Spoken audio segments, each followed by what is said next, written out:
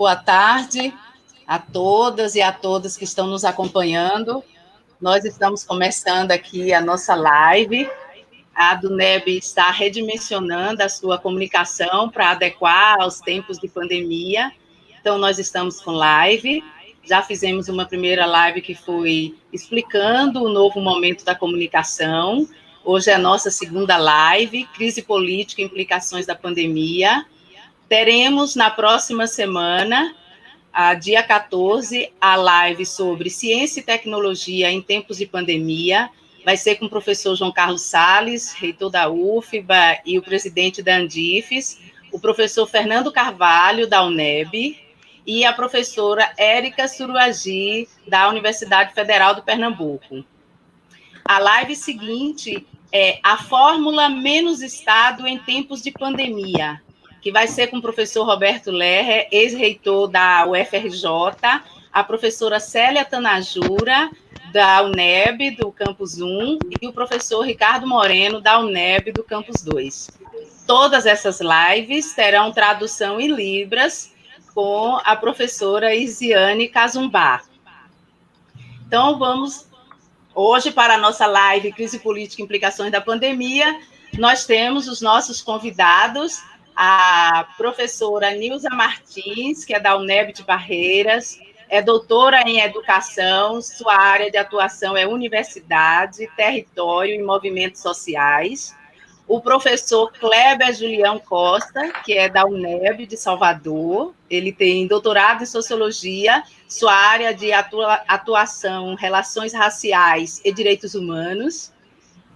O professor Cláudio Lira Santos é professor da Faculdade de Educação da UFBA, ele tem doutorado em educação e sua área de atuação é a formação de professores e trabalho pedagógico, com ênfase na pedagogia histórico-crítica.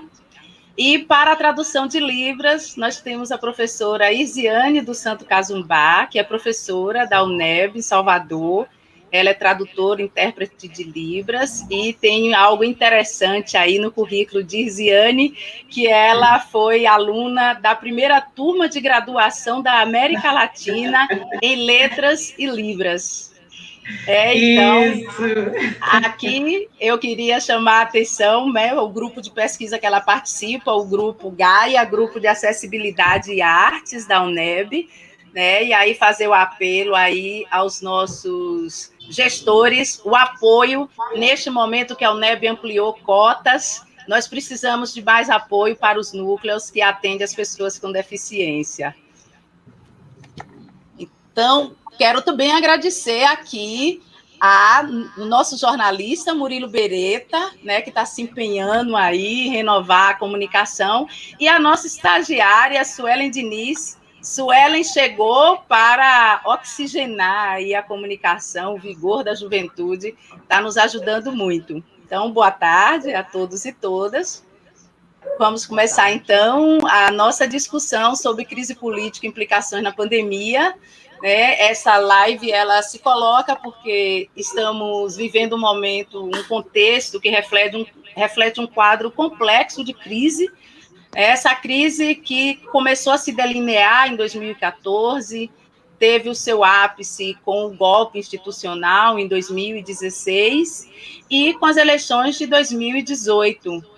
Né, uma eleição presidencial que tem um aspecto que eu poderia dizer esdrúxulo, e que foi eleito um presidente sem nenhum debate entre diferentes projetos de desenvolvimento social, né, um presidente que não apareceu em nenhum debate.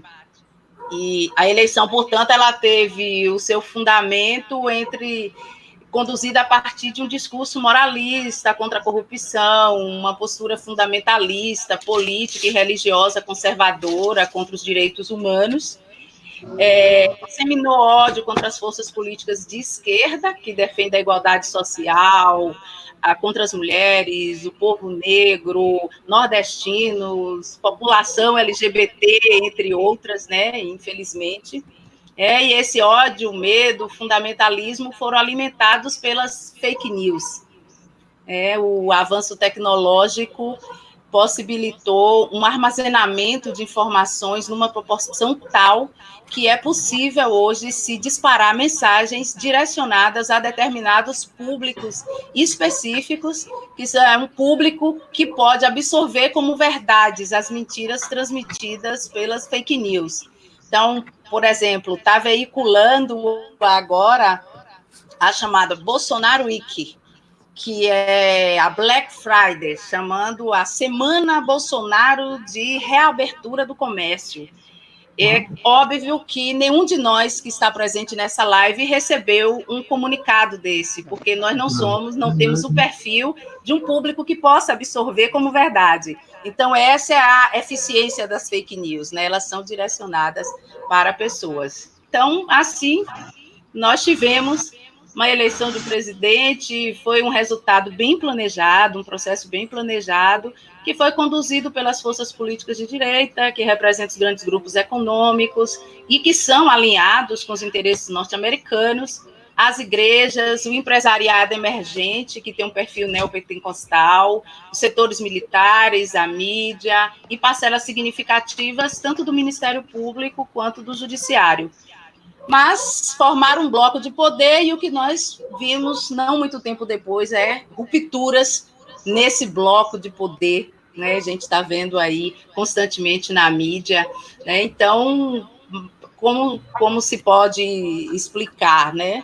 A gente pode levantar alguns elementos, como um presidente que tem um projeto de poder que é pessoal e familiar, entregou o comando econômico, administrativo ao super-ministro Paulo Guedes, que aprofundou as políticas neoliberais, enfraquecendo o setor público, e a grande lição da Covid-19 é que o setor público é mais importante do que nunca, só é possível qualidade de vida para a população através desse setor, e o presidente continua aí travando sua guerra particular contra os seus inimigos, que são reais e são também potenciais. Então, nesse sentido, para a gente caracterizar mais o momento, é importante o que a Folha de São Paulo fez um levantamento, né, através de duas colunistas, Daniela Arcanjo e a Flávia Farias, no dia 22 último, dos 15 crimes que o presidente Bolsonaro já cometeu,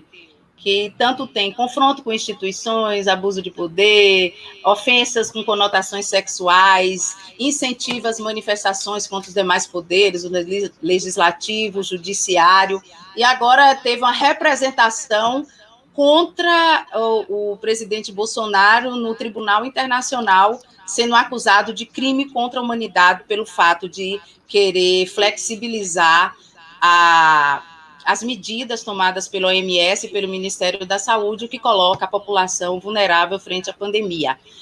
Portanto, para concluir, são elementos que possibilitam um impeachment, e então está na ordem do dia. Impeachment, renúncia, então há uma movimentação muito grande, né, a constatação de uma crise política, e eu gostaria que os nossos convidados começassem falando sobre essa crise política.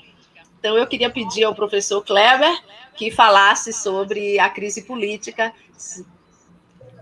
Boa tarde, professor, e muito obrigado pela sua presença aqui, pela contribuição com a ADUNEB. Precisamos fortalecer a luta mais do que nunca para enfrentar aí as ameaças que estamos sofrendo.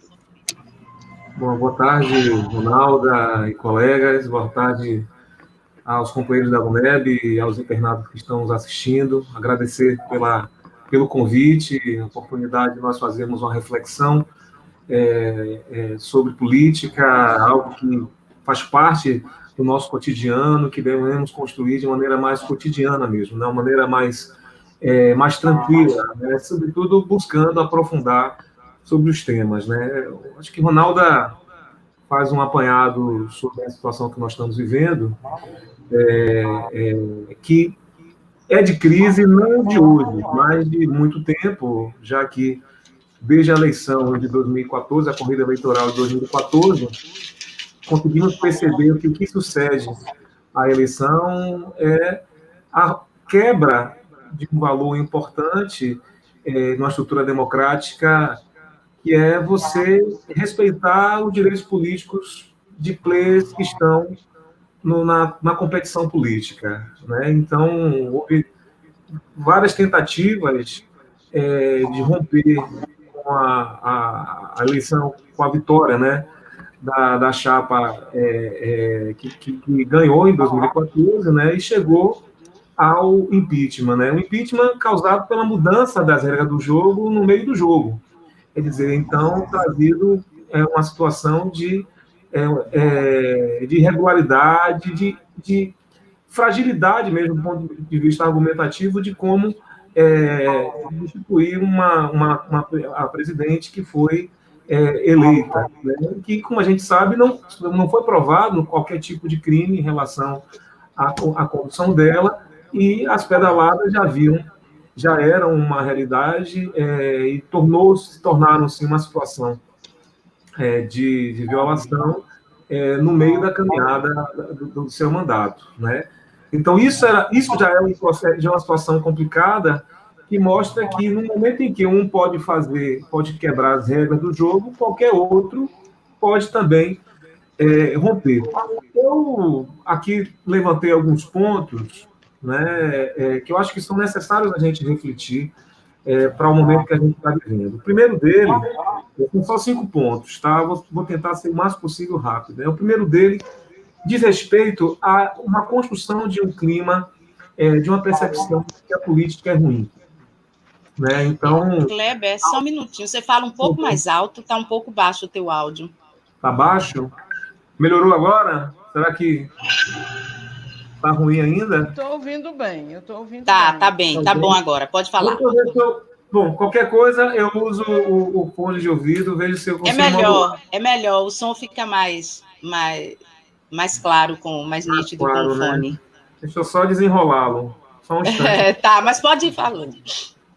Bom, então, há uma narrativa que constrói uma visão muito distante do sentido próprio da política, né? A política, que é uma forma da convivência entre os iguais, passa a ser apenas sinônimo de uso indevido da máquina pública, de corrupção, de locupletação.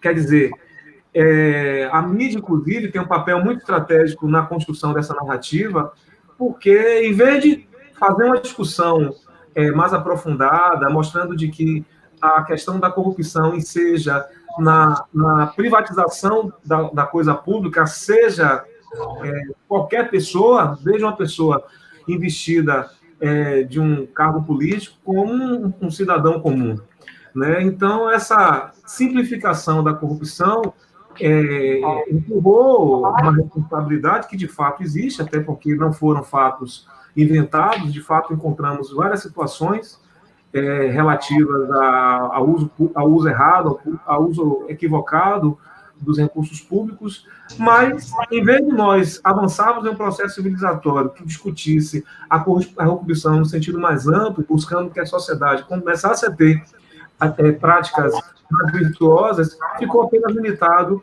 a isso. Então, eu digo que esse é um primeiro elemento da crise que a gente precisa discutir, que a gente precisa enfrentar, né? E que traz, como a Ronalda falou, a ascensão de um político que explorou, né? Ele e seu grupo explorou muito bem essa questão de moralidade, de corrupção. Eu acho que o segundo ponto diz respeito a essa postura que a sociedade também tem, né? Se vocês observarem, eu estou tentando aqui construir uma reflexão pautada em vários atores que são igualmente responsíveis no processo político, né?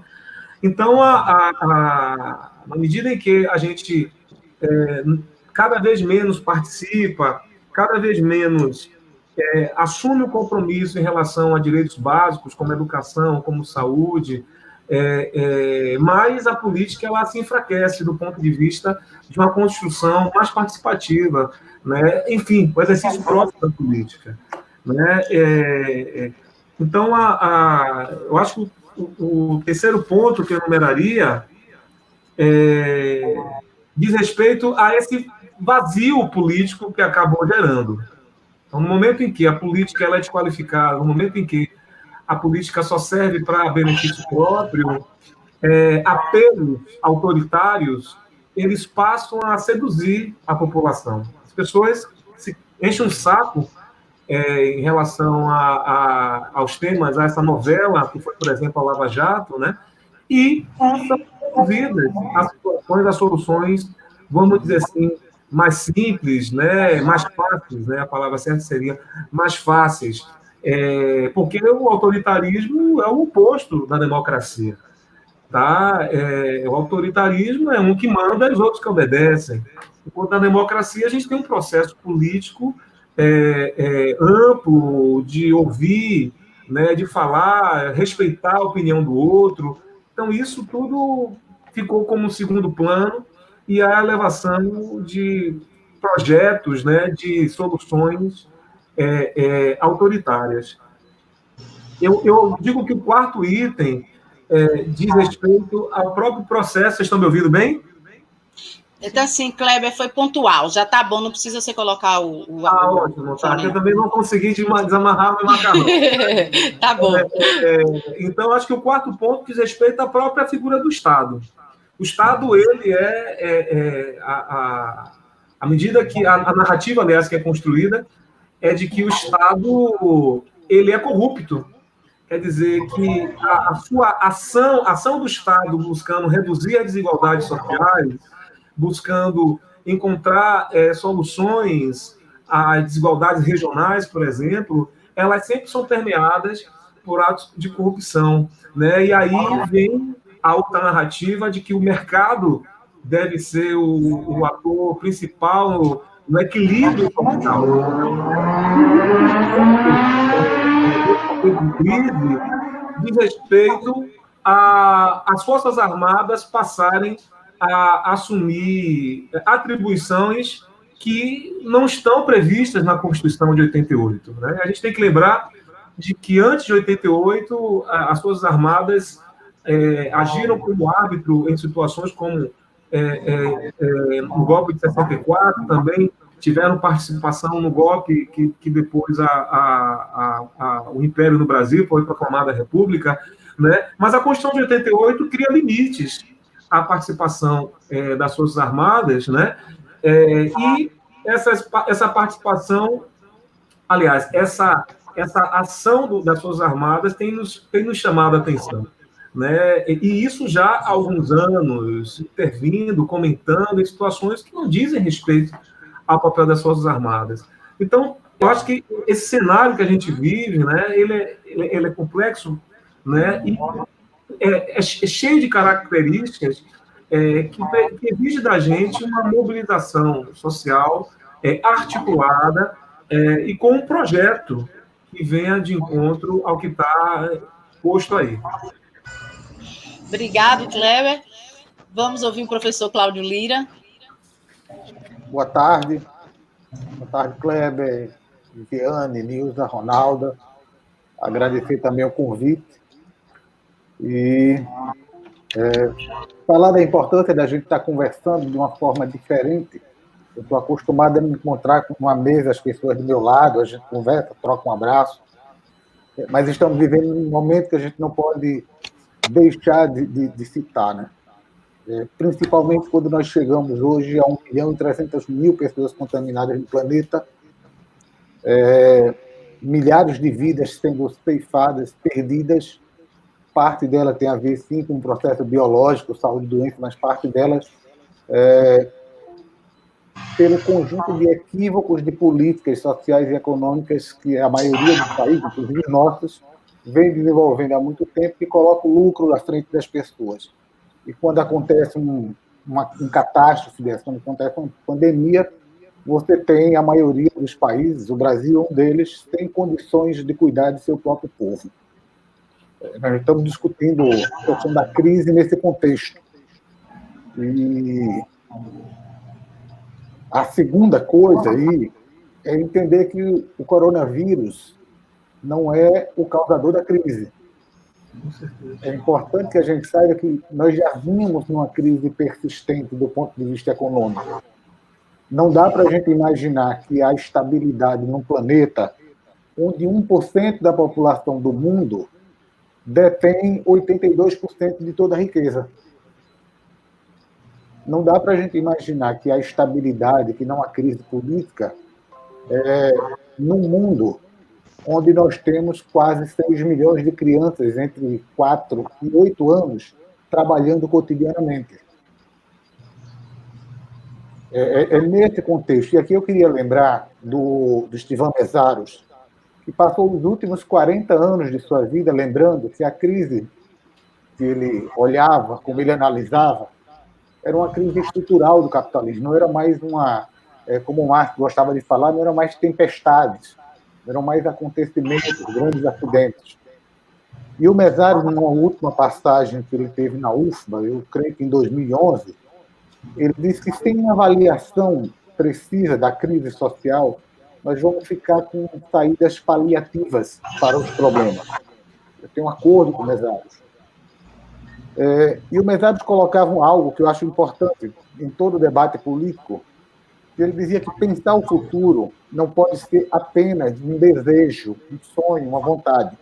Ele tem que ser uma tarefa necessária de mudar o sistema, de mudar o modo de vida, de mudar as perspectivas. Acho que essa tarefa está colocada agora a partir da discussão da situação do coronavírus, dessa pandemia.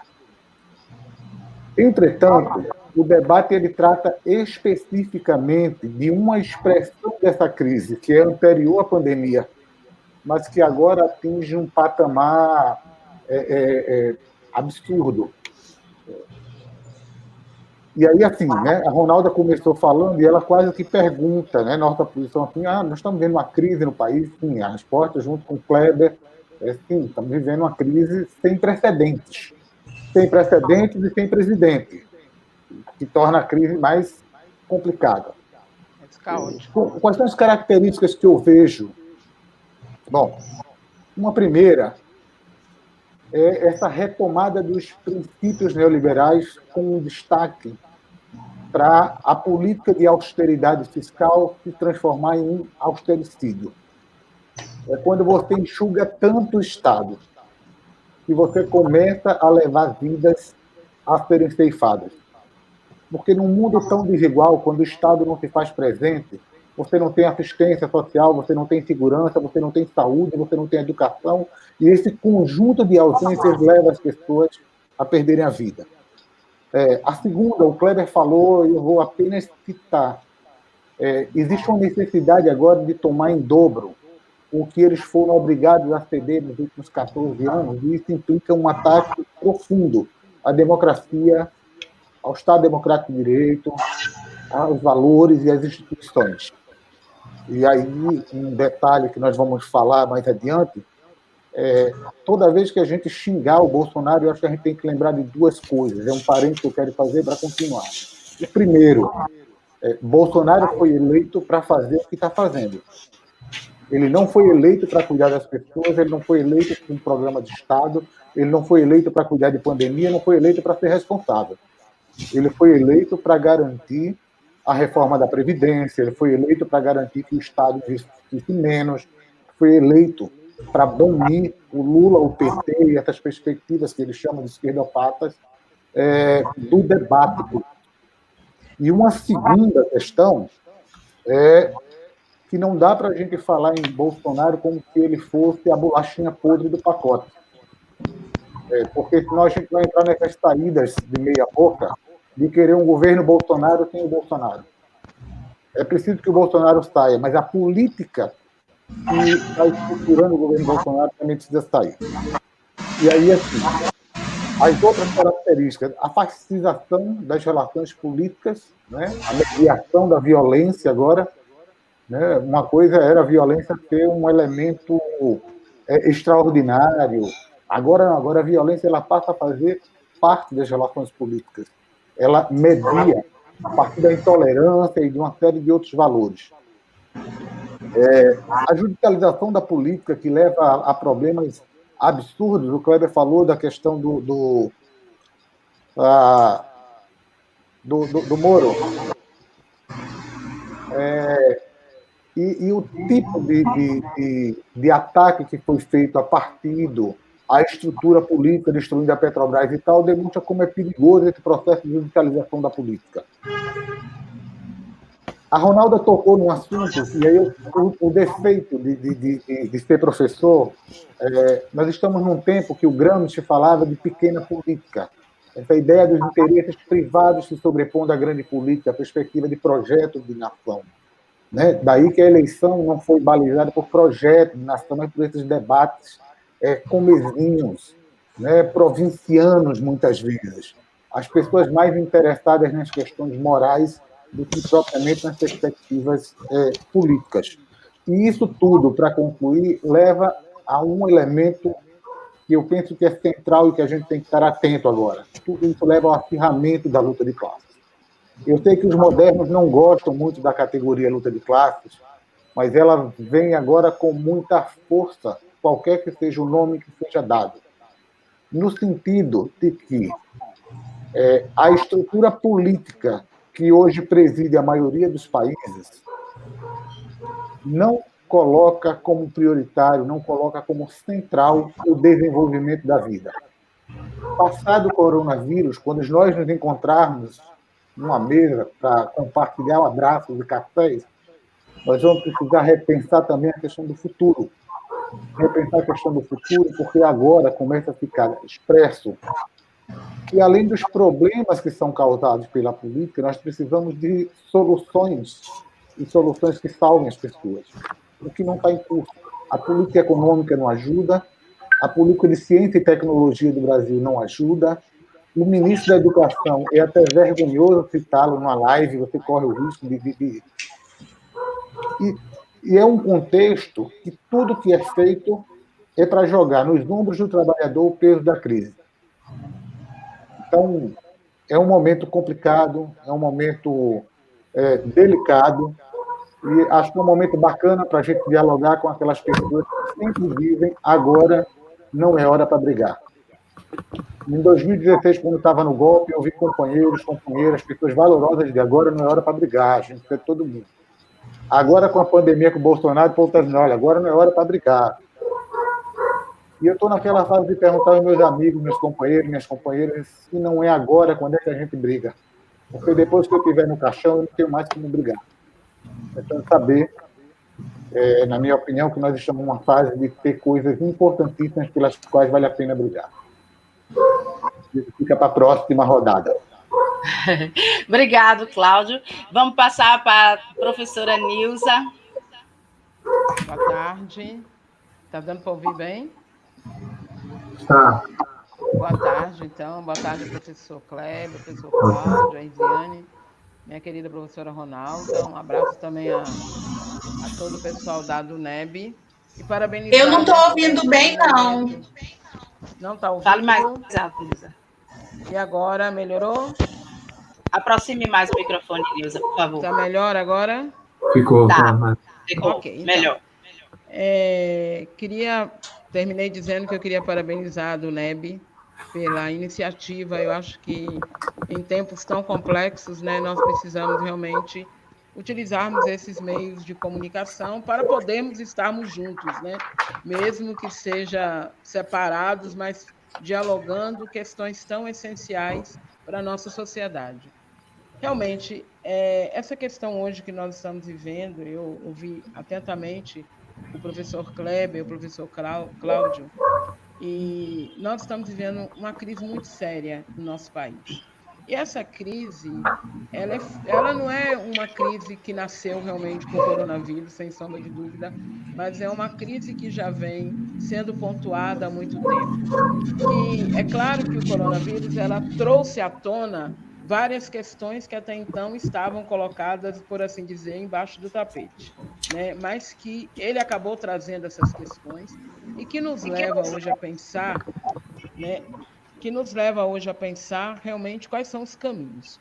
E aí eu vejo que, por exemplo, quando a gente recorda um pouquinho 2013, né? Toda aquela movimentação de rua, né? E que muitos fizeram algumas análises de 2013 dizendo que o gigante tinha acordado, era o povo na rua, e a gente ficava observando quem era realmente o povo que está na rua e o que diziam os cartazes do povo que estava na rua.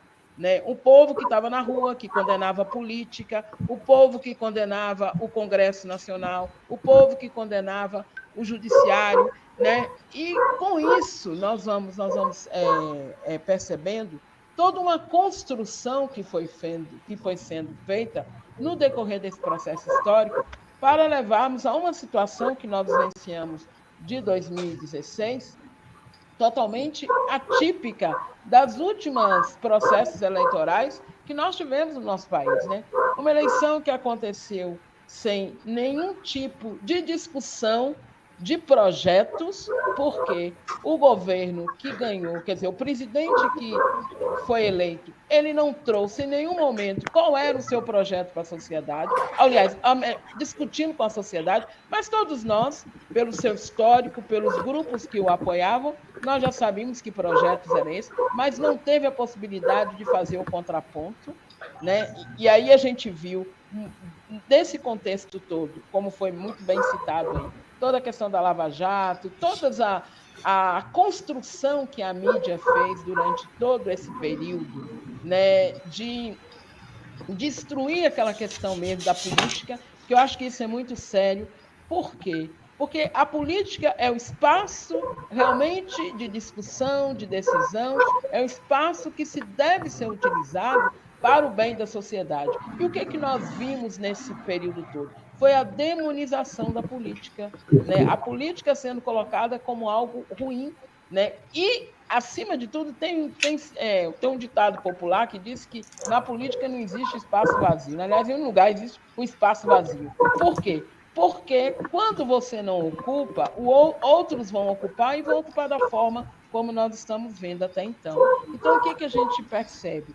Que neste contexto, né, nesse período todo, a gente vem sendo construído aquilo que a gente chama de um desmonte do Estado. Quer dizer, o que a gente está vendo agora falar do colapso da saúde pública é o desmonte do Estado que vem sendo feito há muito e muito tempo. Ele não é de agora. Né? Esse desmonte ele está sendo construído e agora ele chega no seu ápice, sem sombra de dúvida. Por quê? Porque nós estamos lidando com as questões assim, mais sérias da sociedade, que é a questão da garantia da vida. E quando a gente vê um presidente que desconsidera, e aí eu não chamo de louco, porque para mim ele não é louco, para mim ele é um irresponsável, né? Quando ele coloca essa situação de que alguns terão que morrer mesmo que vão morrer, né? Porque já estão mesmo para morrer, isso aí é um desrespeito ao bem fundamental, que é o bem da vida, que todos nós devemos garantir e lutar para que ele realmente aconteça. Então, o que nós percebemos? Né? E que isso vai sendo feito na saúde, na própria destruição do SUS.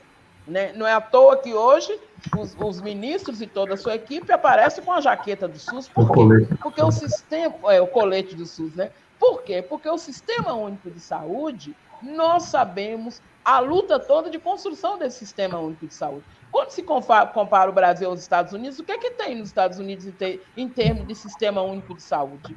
Né? A população que se quiser, absolutamente nada. A população que quiser realmente ter saúde, ela tem que pagar para isso. E a gente tem essa questão aqui no Brasil, que, na verdade, vem sendo destruída. E aí a gente volta, mais uma vez, com a mídia. A mídia tem um papel essencial nesse contexto todo. Quantas e quantas vezes o Jornal Nacional, durante semanas e semanas, colocava em todos os estados do Brasil filas e mais filas nos hospitais, o povo dizendo que não tinha, que não tem acesso, realmente tem problemas, mas é exatamente esse espaço hoje que vai estar para garantir as vidas. Mesma coisa das universidades. Eu acho que nós que estamos nas universidades, eu acho que é uma questão importante. Ontem eu estava ouvindo uma live do Nova, eu acho que tem uma questão importante, que é a necessidade de hoje da gente que está na universidade, né, de nós garantirmos o papel importante que a ciência tem nesse contexto todo. Olha, o que nós vimos desde o início desse governo? A destruição da cultura, a destruição da ciência. Porque você destruindo a cultura e a ciência, você está destruindo aquilo que vai fazer, que vai contribuir para as possibilidades de transformações na nossa sociedade. Então, eu vejo assim, esta é um momento de crise que nos faz realmente pensar muita coisa. Eu acho que eu estou dizendo nós porque, no sentido geral, estamos todos no mesmo barco dentro da universidade, né? Mas nós também que estamos nos movimentos sociais, nós sabemos o quanto que isso tem sido desafiador, né? Como é que os movimentos vão se deparar com todas essas situações colocadas, né? Será que é só agora que alguns descobriram que nós temos comunidades nesse país onde vivem num teto de 2 cômodos, 3, sem janela, sem nada, 10, 11 pessoas? Será que é só agora que se descobriu isso? Será que é só agora que nós estamos descobrindo a situação das populações de rua? Não, eu acho que a gente precisa realmente pensar neste contexto, porque realmente é uma construção que vem sendo feita de destruição. E que no nosso país, ela se efetiva muito desde o momento que nós tivemos as grandes... que começou com o Temer, né? Com a reforma trabalhista, né? E depois se prolifera todo com o atual presidente, com a reforma da Previdência, que é o enxugamento cada vez mais dessa máquina do Estado e a transformação das pessoas, de suas vidas, numa situação realmente lamentável. Então, eu vejo, viu, professor Ronaldo, aqui, essa questão desse momento que a gente está vivendo, um momento que nos ajuda a repensar, né? Repensar, inclusive, as nossas ações enquanto movimento sindical, enquanto movimento popular, né? O que nós, enquanto universidade mesmo, o papel que nós temos nesse contexto todo e o que nós poderemos fazer, né, para sairmos vivos desse contexto todo. E aí eu quero concordar com o professor. Realmente é hora da gente discutir, sim. É hora da gente... Viu, professor Cláudio? Não dá para ouvir dizer porque tem que ser depois, porque o depois poderá não acontecer, né? E eu espero que a gente esteja juntos para continuar essa luta, né?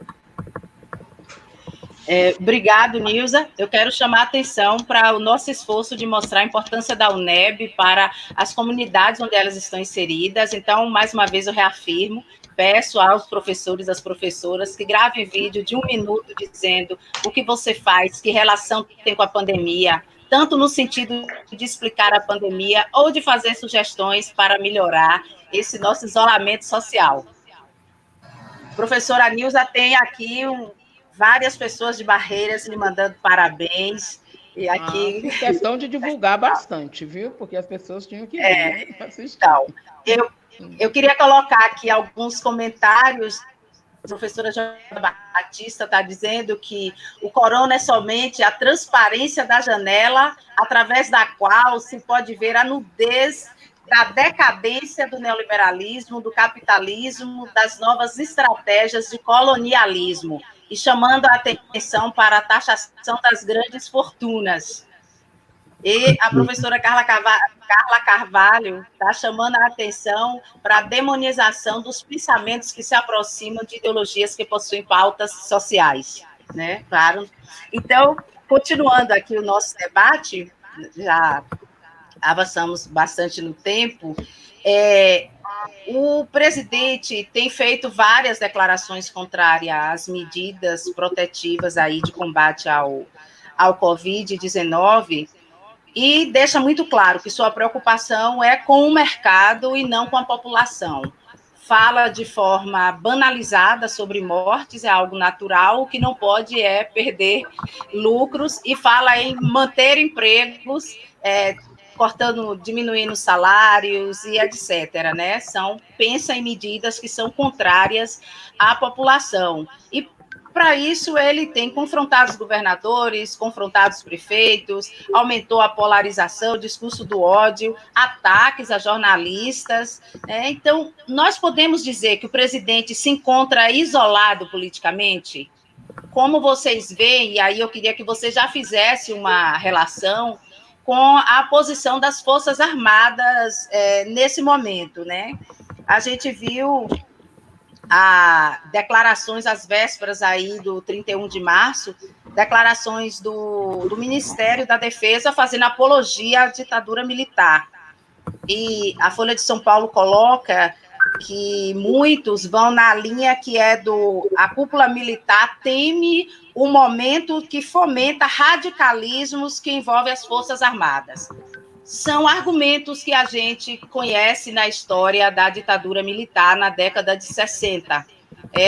Os militares estão hoje trazendo o discurso da década de 60 de que a população pedia aquilo. Então, como vocês veem, nesse contexto, que riscos nós estamos correndo nesse sentido? Há o isolamento do presidente, as Forças Armadas já assumiram ou estão assumindo? Como vocês veem a questão? Bom, na ordem, né? Acho que sou eu. Vamos seguir a mesma ordem. Tá, em primeiro lugar, eu acho que avança para isso, mas a gente precisa ter cuidado do ponto de vista do isolamento do Bolsonaro. Acho que os colegas registraram, também havia falado, que leva Bolsonaro à presidência, além desse vazio da perspectiva política, democrática, né? Então, é o autoritarismo que chega, é o apoio de um segmento da sociedade que tem uma representatividade muito grande no parlamento brasileiro e que defende interesses que já foram, inclusive, aqui nomeados. Então, se a gente só em pensar de que a bancada da bala, do boi da Bíblia, continua apoiando o Bolsonaro, e é justamente são esses três segmentos que conduzem a possibilidade de aprovação mais objetiva desse projeto neoliberal de esvaziamento do Estado. Então, por enquanto, eu ainda não vi uma postura desse grupo que é bastante, do ponto de vista partidário, né, das instituições partidárias, eles são representados por várias legendas, né, tirar o apoio do presidente Bolsonaro. Então, é preciso que a gente tenha um pouco de cuidado, e daí que a necessidade de uma articulação dos grupos de esquerda, dos partidos de esquerda, dos partidos progressistas, em uma frente mais dura, mais consistente, para se opor a esse projeto que, como a professora Nilza mencionou, o professor Cláudio também registrou, é um projeto patricida do ponto de vista da vida das pessoas no Brasil. Quer dizer, então é importante que haja uma iniciativa por parte dos segmentos que se opõem a esse projeto, né? Mas, por enquanto, como eu falei, do ponto de vista daqueles que o apoiam, os segmentos que eu mencionei continuam com ele.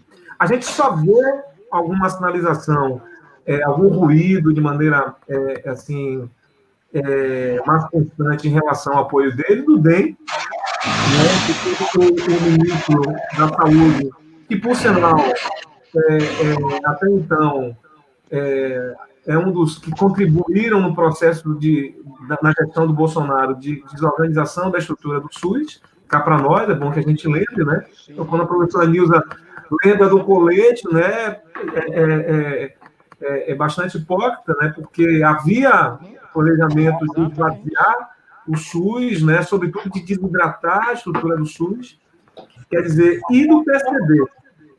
Então, acho que a gente é uma situação que a gente precisa analisar. E aí, quando o Cláudio fala de brigar, eis o momento de algo orquestrado, organizado, conseguimos propor, né? Eu acho que eu coloco também, né? Eu acho que é um movimento nosso, né? De colocar uma proposta, de ser feita uma proposta, uma articulação, uma construção de um conteúdo que venha de encontro a esse projeto que é continuidade do governo Temer. Quer dizer, então, se está isolado, vai precisar ainda de tempo, mas certamente é o momento de uma ação contundente para que seja colocada uma proposta à sociedade de um projeto mais humano, mais progressista, né, de justiça social. Obrigado, Kleber. Professor Cláudio. Bom,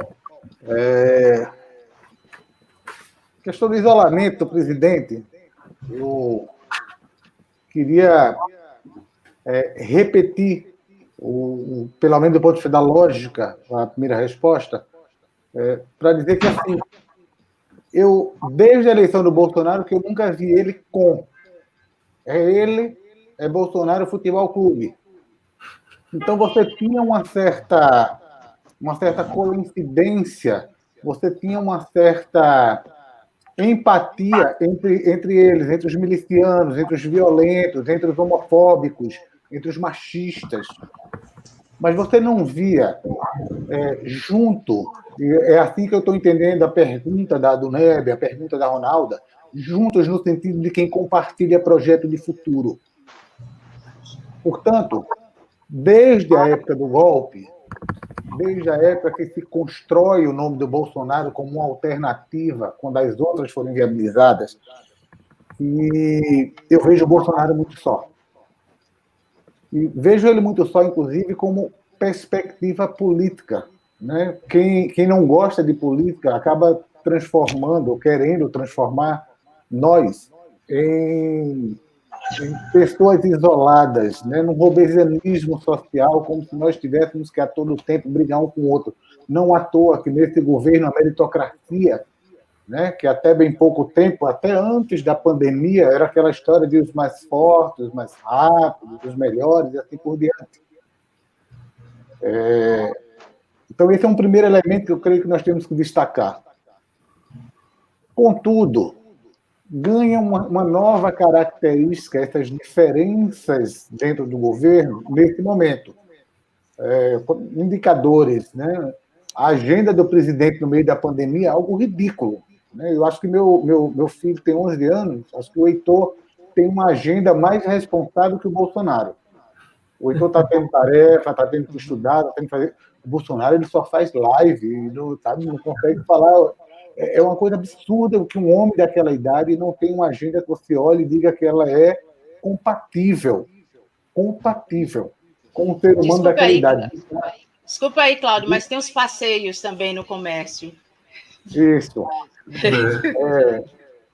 As divergências, saindo da parte anedótica, as divergências entre presidente da República e ministro demonstra, obviamente, uma cisão que não é uma questão menor desse governo, inclusive porque o Mandetta não é como diz no ditado popular, Nilda citou uns e outros, o Mandetta não é flor que se cheire, né? É um lobista dos planos de saúde. O Mandetta ele é uma das mãos mais fortes na destruição do SUS, no ataque às políticas, NASF, PSF, um conjunto de coisas. E, portanto, o Mandetta é parte desse projeto de governo. Mas agora, dentro desse projeto de governo, que é um projeto de jogar o peso da crise nas costas da classe trabalhadora, o Mandetta assume uma posição mais técnica pelo governo, enquanto o Bolsonaro fica com a trupe mais anedótica.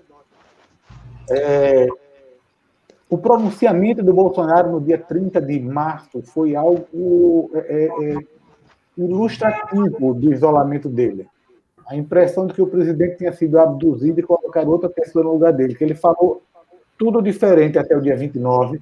Dia 30 ele tenta fazer uma fala de acordo e no dia 1º ele já volta com a ideia sonha de que não precisa de quarentena. E nesse momento, que esses elementos do isolamento aparecem, o que é que chama a atenção do ponto de vista político? Primeiro, a maneira como estão se reposicionando os atores ou sujeitos políticos. De um lado, a ala militar, com o Braga Neto, por exemplo.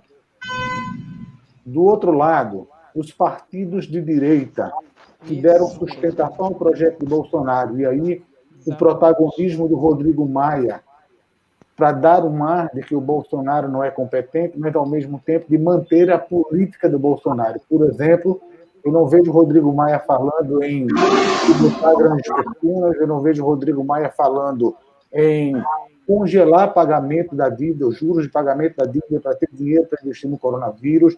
Não vejo Rodrigo Maia falando na política que garanta, por exemplo, emprego, não pode demitir, enfim. Ele fala naquilo que é a política desse governo. E, do outro lado, a esquerda, que começa também a se reposicionar. O manifesto aí que foi assinado pelo Boulos, pelo Haddad, pelo Ciro, ele demonstra um reposicionamento. Mesmo que o Ciro, 30 segundos depois, volte a xingar o PT, isso aponta para uma mudança de posicionamento. O que significa que nós estamos com as pedras do tabuleiro se movimentando, e é importante estar atento à forma como elas estão se movimentando, porque nós vamos ter que incidir, e nós que eu falo, nós dos movimentos sociais, nós dos sindicatos, nós vamos ter que incidir no sentido de ajudar essas peças a se posicionarem, do meu ponto de vista, mais à esquerda. E a forma de fazê-lo é, obviamente, pressionando para que os direitos sociais sejam garantidos, para que haja preservação do trabalho, da renda e da vida das pessoas. Obrigado, Cláudio. Vamos ouvir a professora Nilza. Pois bem, eu quero concordar com as falas, mas trazer também algumas preocupações e reflexões. Primeiro, em relação a essa questão do isolamento, na verdade, o Bolsonaro ele tem um grupo que é muito restrito a ele, né? Ele é comandado por alguém de fora, o seu guru, e tem os seus filhos e um grupinho ali, né, que comanda, que diz o que deve ou o que não deve fazer e que alimenta isso muito bem através das redes sociais, pelos fake news e por aí afora, né? O que a gente percebe é que no momento em que essa crise acontece, a crise que eu estou falando da doença, né, do coronavírus, né? Nesse momento, o que a gente percebe é que muitos desses governadores, né, e muitos desses outros apoiadores de Bolsonaro, eles tiveram que tomar uma posição diante da situação do seu próprio povo. Então, por exemplo, nós não podemos perceber que é um Ronaldo Caiado, que é um Dória, que é um outro que sempre estiveram neste projeto político, né? Inclusive sustentaram esse projeto político, deram apoio a esse projeto de Bolsonaro, que vão construir esse momento agora. Não serão eles, sem sombra de dúvida. A gente sabe que, né, imagina a gente achando bom, e na verdade tem que dizer que está certo mesmo o que eles estão fazendo, né? O isolamento, porque esse é o caminho que o Dória está fazendo, que o Caiado está fazendo, mas são projetos que vão de encontro, são completamente contraditórios àquilo que todos nós pensamos e queremos ver a vida toda. Agora, o que eu percebo é o seguinte: os grupos que estão no Congresso, como o professor Kleber disse, os grupos que estão no Congresso, eles continuam dando a sustentação. Porque, na verdade, nada tem sido, como foi colocado pelo professor Cláudio, feito essas alterações. Quando é que se colocou, que o Rodrigo Maia colocou, que vai, junto com os demais deputados, reverter a PEC da maldade, que congelou 20 anos os recursos da educação e da saúde? Isso seria fundamental nesse momento que nós estamos vivendo agora, porque são 20 anos sem recursos. Com certeza. Né? Nós precisávamos pensar a respeito disso, né?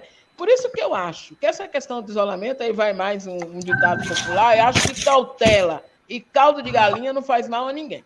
Eu acho que a gente tem que ter muita cautela nesse momento.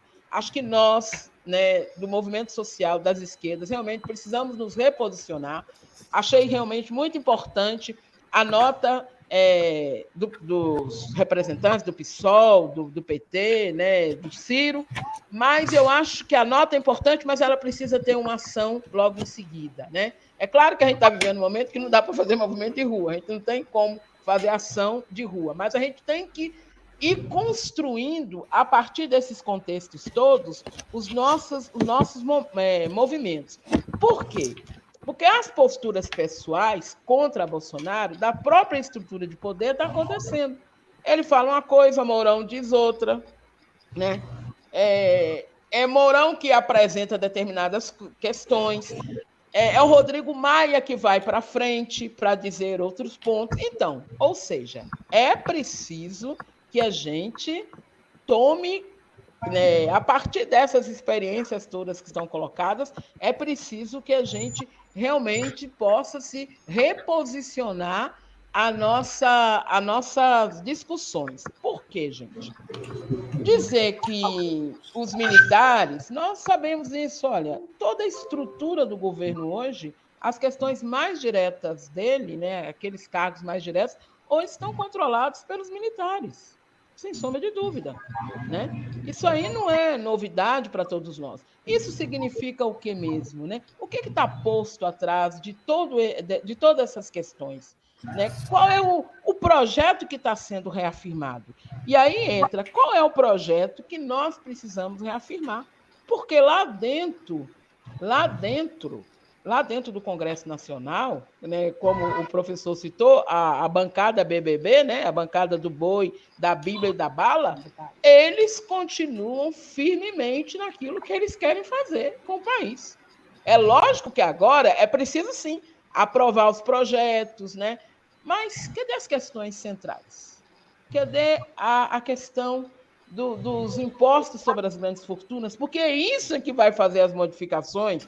Fazer uma renda de 200, como o Bolsonaro queria, né? Que totalmente absurdo, chegar a 600, mas isso precisava se transformar num projeto de renda mínima da população. Acho que é esses caminhos que nós precisamos construir e que a gente tem que fazer a partir disso. Então, é por isso que eu fico meio preocupada mesmo nesse momento. Não sei se esse isolamento é esse, até que isso coloca, porque ele sempre esteve muito sozinho, de acordo com a cabeça dele, falando as bobagens que ele acha que tem, ouvindo aplausos e até amém, quando ele termina de dizer umas coisas, amém, amém, e ouvindo aplausos de determinadas pessoas, mas...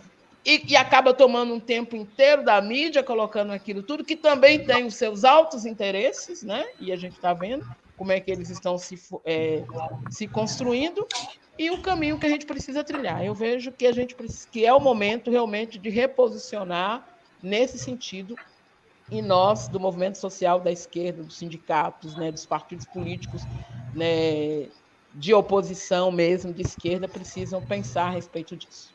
Era isso. Obrigada, Nilson. Nosso bate-papo, gente, está muito bom. O feedback aqui de quem está ouvindo está sendo muito bom. Vários parabéns. Nós temos um tempo curto, aí 2 minutos para vocês fecharem, mas eu quero que vocês fechem a partir de algumas colocações feitas aqui pelas pessoas que estão nos acompanhando, tá? Então, assim, teve uma fala aqui: sem a força de trabalho não tem a economia, que a professora Margarete colocou aqui, o que me levou a pensar nessa relação com a China. A China, um dos maiores parceiros comerciais do Brasil, e que nesse momento está tendo esses confrontos aí, criados confrontos de forma talvez até infantis. Então, pensando a questão da saúde, o quanto nós estamos dependendo da China hoje. A questão comercial, por ser um grande parceiro, né?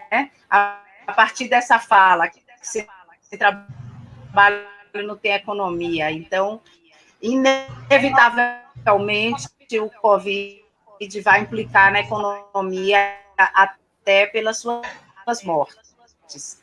Mas, a partir desse contexto, eu quero colocar as questões que chegaram cortando, Ronalda, aqui para vocês, vocês finalizarem. Ok? Deu um corte. Deu um corte na sua fala. Então, uma questão é o sinal de Ronaldo. Que cabe aos sindicatos. Nesse momento,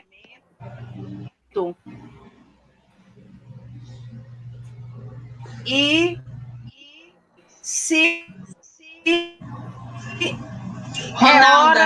Ronalda do PT aprofundar o... Está dando problema mais, né? Saiu a Ronalda. Quer continuar? Dela. Estava com algum problema. Você quer seguir, Kleber? Como ela deu um roteiro para a gente também, né? Isso. Olha, Pode continuar. vocês topam, a gente, até por causa do tempo, sem dúvida, sem são dúvida. 59 minutos. Oba! Vai lá voltando. Olá! Olha eu aqui. Olha eu aqui de novo. É a tecnologia. Isso é importante para a gente saber que a tecnologia não supera o ser humano, portanto, a educação à distância tem seus limites. Essa foi a lição agora que nós. A lição que nós tivemos aqui. Mas eu vou retomar a partir das falas, tá? A professora Margarete colocou aqui que sem força de trabalho não tem economia. O que me levou à questão da relação com a China. Né? A China é um dos maiores parceiros comerciais do Brasil e estamos dependendo bastante dos equipamentos que possam vir da China para salvar vidas. Então, nós temos uma dependência singular nesse momento em relação à China e os nossos governantes estão criando problemas de forma até infantis. Então, a partir disso aí, dessa síntese, eu gostaria que vocês finalizassem respondendo as perguntas postas aqui. Uma professora Celi pergunta o que cabe aos sindicatos. E o professor Reginaldo pergunta, é hora do PT aprofundar o fora Bolsonaro? Então, essas são as duas perguntas. Eu peço que vocês finalizem com essas perguntas.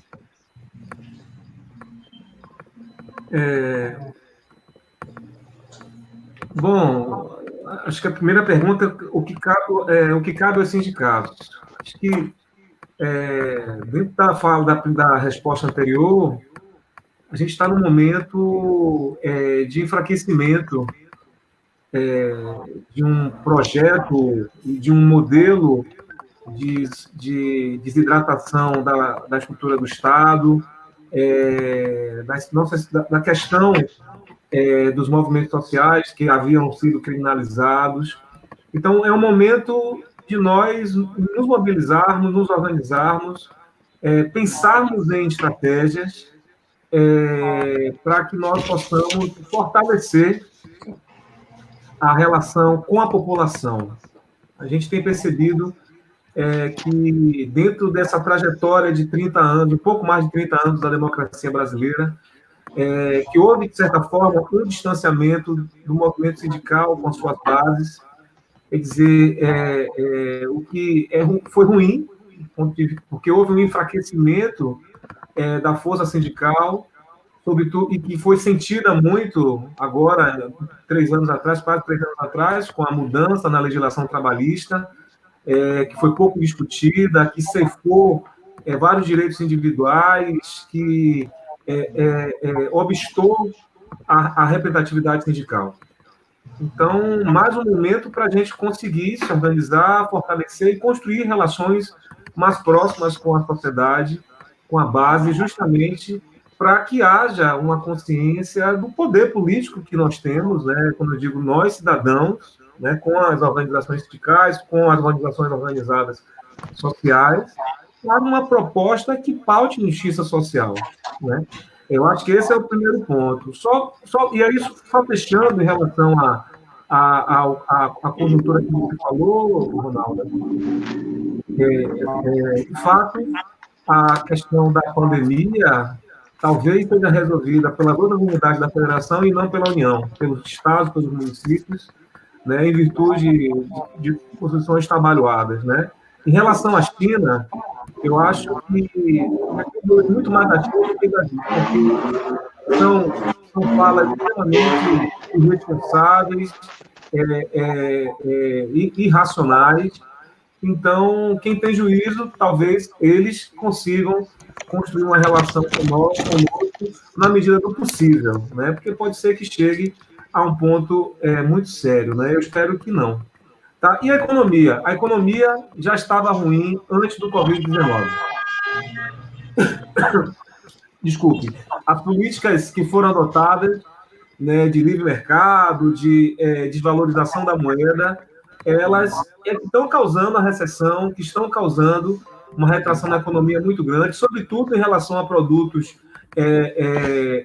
qualificados, produtos já mais complexos, né? Por quê? Porque eles são produtos que precisam de insumos, geralmente insumos estrangeiros, e aí os preços aumentam, a possibilidade de pessoas comprar, que já está debilitada em virtude do desemprego, fica pior ainda. Então, o que a gente está vendo aí é um ponto de vista, uma crise econômica que vai piorar mais ainda. E que, como disse a Nilza, não tem um futuro de mudança, de solução, porque a gente precisaria entrar em um projeto de políticas assim, anticíclicas, do ponto de vista de investimento, de endividamento do Estado, e eles não vão fazer isso. Né? Então, como eu falei, é um momento oportuno para as esquerdas, para os movimentos sociais se organizarem, se fortalecerem, né? Quebrarem algumas vaidades, talvez, né? E construírem um projeto político consolidado para que seja socializado, né? Debatido com a população, de modo que a gente possa construir um país com a justiça social maior. Obrigado, Kleber. Cláudio. Bom, primeira questão, eu vou ao contrário do Kleber, eu vou pegando primeiro essa questão da relação com a China. Ronaldo usou aí o mote da questão da força de trabalho, tem força de trabalho no desenvolvimento. Repare, os problemas que nós estamos causando, né, que a gente, no caso, que o governo brasileiro, pessoas do governo brasileiro, parte dela vem causando, é perigosa, inclusive, no marco referencial do modo de produção capitalista. Porque no marco referencial do modo de produção capitalista é importante ter parceiros, e um dos grandes parceiros comerciais hoje é a China. Você não joga fora parceiros de negócios, da forma que entreguistas estão fazendo. Esse povo que acha que cotejar, que ser capacho do Trump mantém balança comercial equilibrada. Esse é o primeiro elemento. O segundo é que a forma como eles lidam com a China, semelhante à forma como eles lidam com os diferentes aqui, leva a um isolamento num tempo, numa época em que as soluções têm que ser buscadas de forma globalizada, de forma planetária. E isso coloca a gente num risco muito sério. O risco não é só da economia continuar patinando. O risco é de nós termos um genocídio nesse país. Né? Segundo o que está colocado hoje no que diz respeito à pandemia, nós precisávamos de insumo, nós precisamos de testagem, a maior quantidade de testagem possível. Nós estamos investir em coisas que não temos hoje disponíveis, nós vamos precisar que esses países que já passaram por eles venham para cá. Ficar jogando fora o potencial que a China ou outros países colocam nesse momento é perigoso. Segundo elemento é que nós também precisamos tomar cuidado, dentro do marco referencial do modo de produção capitalista, não seguirmos mudarmos da ideia de querer ser americano para querer ser chinês. Eu acho que nós precisamos repensar a própria perspectiva de sistema e, portanto, precisamos repensar um sistema que, primeiro, produz desigualdade com uma velocidade absurda. Segundo, não dá para a gente continuar insistindo no modo de produção da vida que cria problemas ecológicos e coloca o planeta numa perspectiva de hecatombe. Terceiro, dialogar sobre a China, sobre a perspectiva apenas de comércio, é preciso colocar para a gente que hoje, nesse momento, há 5 campos no modo de produção capitalista que dão muito lucro. Nenhum deles desenvolve força de trabalho.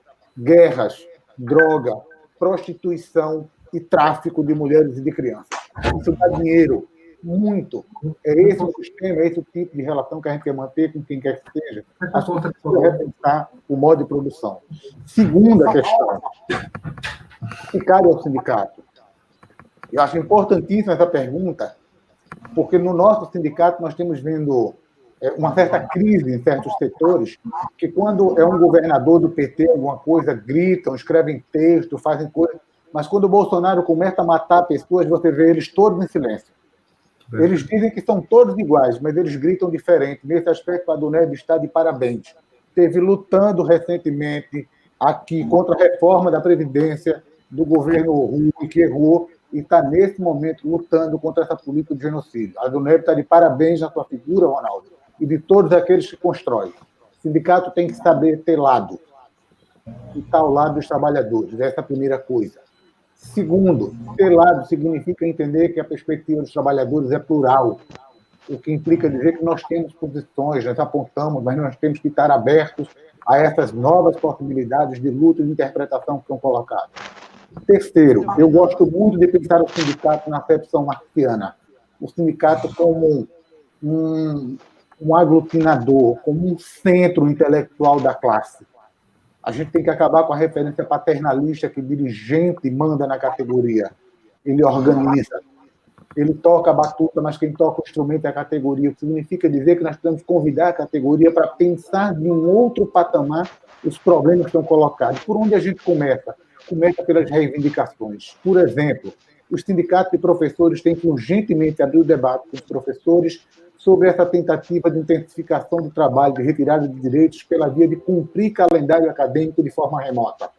Há uma diferença absurda no que é aula, no sistema presencial, o que é AD e o que estão tentando fazer agora. Só para brincar um pouco e quebrar o clima, eu sou professor de educação física, imagina eu dando aula de natação à distância. Isso para não colocar médicos, médicos que vão cuidar de um de nós caso a gente esteja infectado. Imagina a formação de um médico à distância. A gente tem que chamar o professor para dialogar, para não entrar naquela perspectiva paternalista de que os meninos precisam terminar. Não, a gente precisa fazer as coisas com calma, porque senão a gente gera mais desigualdade do que a gente combate. Nós vivemos num país que não tem estrutura para todos os estudantes terem acesso à educação à distância. Então, se eu insisto muito, eu aumento a desigualdade em vez de diminuir. Esse é o papel do sindicato. Começa pelas reivindicações, aumenta as forças. Para terminar, é o momento do fora Bolsonaro, de acirrar. Particularmente, eu considero que sim. Particularmente, eu entendo que nós estamos vivendo um momento que a presença de pessoas, de propostas de governo como a do Bolsonaro, coloca em risco a vida de pessoas que não estão muito caras. Não é uma questão de desemprego mais, não é uma questão de política econômica, é uma questão de vida. Né? Aumenta o desemprego, aumenta a desigualdade, irresponsabilidade na pandemia. Esse tipo de perspectiva exige o fora Bolsonaro. Mas com um cuidado, para a gente não sair, como eu disse aqui, até o meio do caminho e achar que, tirando o Bolsonaro, os nossos problemas acabaram. É para sair o Bolsonaro, o Mourão, é para sair o Rodrigo Maia, é para sair essa política que quer preservar banqueiro e dono de empresa de hambúrguer e não preservar trabalhadores, emprego, renda e perspectiva. Não tem solução para a economia enquanto nós não salvarmos as pessoas. Isso precisa estar no pacote do Fora Bolsonaro. E aí eu me despeço de vocês lembrando o Robesbal. Eu estava lendo essa semana o texto dele, Renascendo das Cinzas, de 1989, escrito ali naquela época que o muro caiu. E o Robesbal escreveu um texto sobre os socialistas chamado Renascendo das Cinzas. E ele diz, olha, os socialistas estão aqui no mundo para lembrar que as pessoas vêm em primeiro lugar. Não são as pessoas, as extraordinárias, as super. São as pessoas, inclusive as mais simples. Aquilo que a Ronaldo chamou de as mais vulneráveis. Nós estamos aqui para dizer isso. E eu creio que quando passar a pandemia, nós vamos continuar nos encontrando nessa luta que mais do que nunca passa a depender das instituições do sindicato. A do NEB, mais uma vez, está de parabéns. Kleber, Nilza, Elisiane, prazer estar com vocês. Obrigado, Cláudio. Professora Nilza, por favor. Pois bem, primeiro eu quero já fazer os agradecimentos, né, e dizer da importância que tem esse espaço. Acho que parabéns à DUNEB. E aí, falando da DUNEB, falando do sindicato, que cabe aos sindicatos, né? Acho que o caminho é esse, né? Os sindicatos, eles precisam, nesse momento em que existe uma desestruturação, melhorou? Momento em que existe uma desestruturação dos sindicatos, né? Que é uma desestruturação protagonizada pelo próprio Estado, né, com a reforma trabalhista, com a retirada de direitos. Eu vejo aqui, eu tenho muita relação com o pessoal dos sindicatos comerciários, eu vejo todos os dias chegar trabalhadores dos sindicatos comerciários com o pedido de desfiliação, porque o patrão só vai assinar a carteira se ele desfiliar o sindicato, né? Se ele não se filiar mais ao sindicato, então acho que nesse momento de transtorno total, eu acho que os nossos sindicatos, primeiro, eles precisam se reorganizar no sentido de voltar àquele trabalho que sempre fizemos nas décadas de 70 e de 80, né? Que é aquele trabalho realmente de formação que a gente precisa fazer, que nós perdemos muito isso. Eu acho que muitas questões que nós temos hoje, elas estão pautadas mesmo por uma ausência de formação. A formação política que a gente fazia, pequenininha, de 4, de 5, de 10 pessoas, para que a gente pudesse estudar, para que a gente pudesse aprender, para que a gente pudesse fazer um enfrentamento. Eu acho que esse é um ponto, né? Em relação à questão da China, eu acho de uma irresponsabilidade muito grande dos nossos gestores criar, neste momento que a gente está vivendo, né, uma animosidade com um dos principais parceiros comerciais que o Brasil tem, né? Então, eu vejo que, como eu disse, não é loucura, não, é irresponsabilidade mesmo, irresponsabilidade política que se coloca. E é preciso que, aí sim, que se tome uma posição em relação a esse contexto. E, por último, né, essa questão do fora Bolsonaro, né? Eu vejo o seguinte: nós estamos no momento crucial do nosso país, né? E que podemos, enfim, dizer que não é só o Brasil, mas os outros países todos estão passando por esta crise. Mas, voltando para o nosso país, que a nossa crise é uma crise da questão fruto da doença, do corona, mas é também uma crise acirrada pelas questões políticas e econômicas que nós estamos vivendo e que já vem sendo paulatinamente cada vez mais sendo fortalecida. Eu acredito que o Fora Bolsonaro hoje ele tem uma característica muito forte, aí um pouco na linha que o professor Cláudio falou. Fora Bolsonaro hoje é para defender vida. O Fora Bolsonaro hoje é para defender o SUS. O Fora Bolsonaro hoje é para você garantir educação de qualidade. Acho que o Fora Bolsonaro hoje é para você garantir emprego, é para você garantir investimento. Então, eu acho que isso precisa ser colocado, né? E aí, neste contexto, como é que, neste momento, onde as relações são todas virtuais, né? Basicamente virtuais, como é que nós vamos estimular este contexto?